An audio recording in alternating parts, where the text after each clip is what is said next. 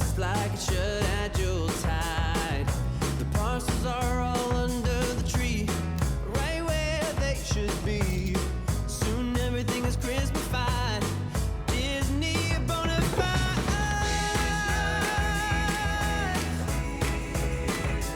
And so are all of you.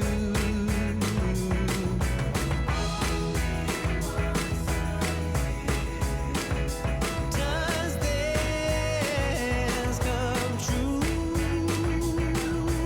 These few days go by so fast. I wish I could somehow make them last. Put it in a bottle, stick a label on, saying do not open till summer comes. Right now, let's savor this, and underneath the mistletoe, get a kiss. The rest of the year may be hard to come by, so right now I'm gonna give it a try.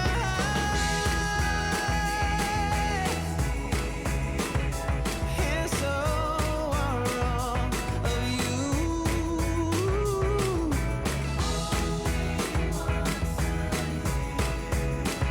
Looking pretty magical. This come true.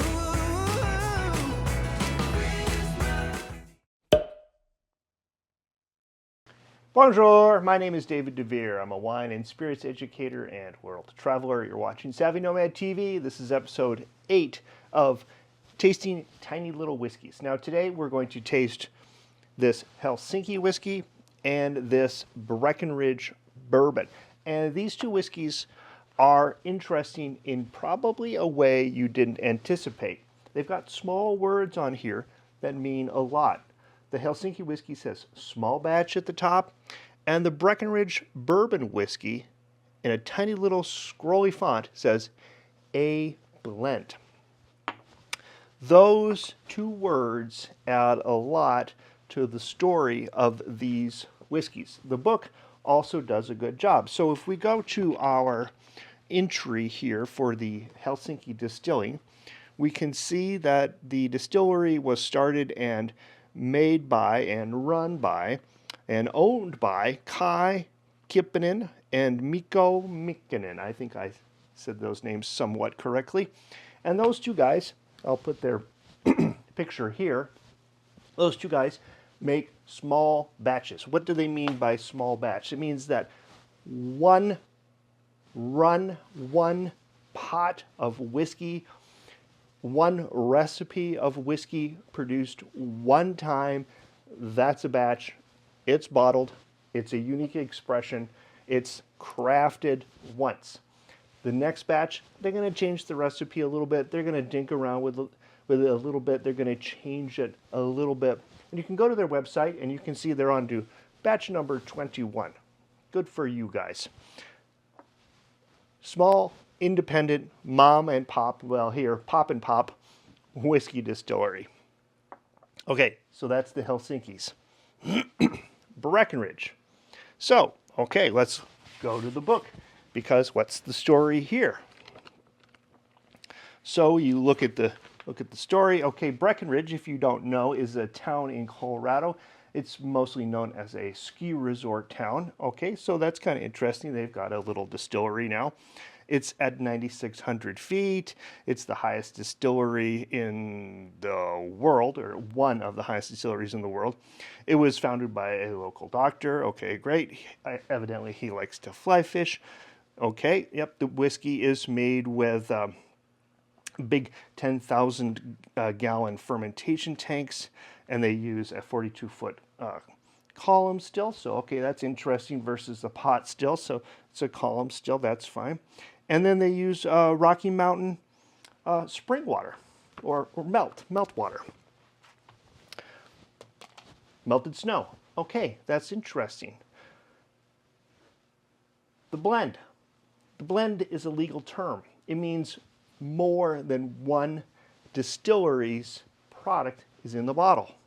So Breckenridge went through all of that, telling us how they made it, but who's their partner? Who's the blended part of the blend? And so the book does not describe, but I looked it up. And the blend is a company called MGP.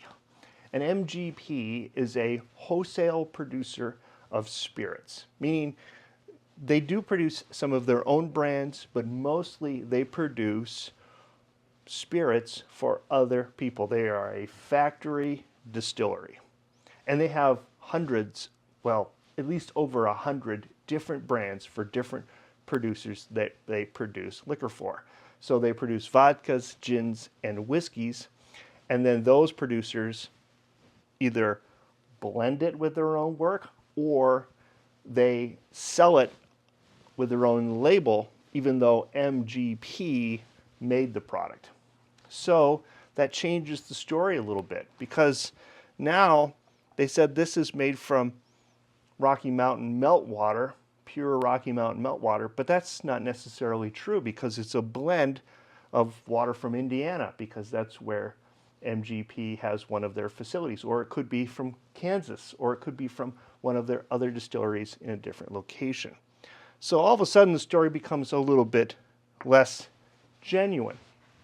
And so if I dig a little bit deeper, I find that Breckenridge Distillery isn't owned by this doctor at all anymore. He sold it to Tilray Brands, which is a corporate entity. And Tilray is selling Breckenridge whiskey along with a bunch of other brands. And now we start down the trail of corporate entities and brands in the spirit space. There are three big entities in the corporate world that own most of the brands you're going to see in your local liquor store. They are Diageo, their revenue of 27 billion pounds a year. They produce almost 40% of all the scotch on the planet. There's Pernod Ricard. They are French-based. They have 12 billion in revenue. And Suntory Global used to be Beam Suntory, but they chopped the beam off. That's a US-based brand corporate entity, $3 billion a year. And so now the story changes.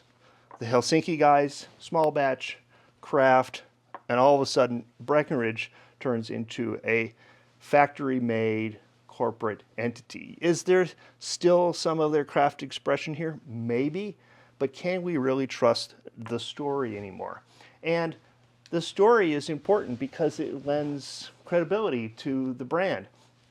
I realize that corporate-made things sometimes are often superior to small mom-and-pop craft stuff because they hire the best people to make those products. And I like a lot of these corporate branded products. They're fine and really well done, and often the scale is so huge that the products are more affordable. If everything was handmade, handcrafted, you probably wouldn't be able to afford it at all. We can get economies of scale in corporate stuff. I just want to know that the story that you're telling me is honest and true. And the Breckenridge story here feels a little bit disingenuous because it's not completely true. It's not completely right. It's marketing. It's a little bit of gimmickry, and that feels a little funny to me. Anyway, we're going to taste both of these and see how they compare. The Helsinki Craft versus the corporate Breckenridge. Okay, I'm going to go get Sarah, and we're going to do the tasting inside today. All right, we're here to taste our Helsinki whiskey. This is made by, how do you say these guys' names? Oh, well, I'm going to guess Kai Kilpanen and Mikko Mikkonen. Sarah would know. She's lived in northern Minnesota her whole life, and there's a lot of Finns up here. Yep, lots of Finns and Swedes and Norwegians and whatnot. Mikkonens and Pilkkonens and Kilpanens. Yeah, I have a friend who has a child with the name of Kai. Oh. It's not uncommon, apparently. Okay, so aroma. It smells spicy. According to the tasting notes, the nose should be vanilla and fudge from the virgin oak cask, malted rye and freshly baked rye loaf from the distillate, malts and dark chocolate. Here you go. All right.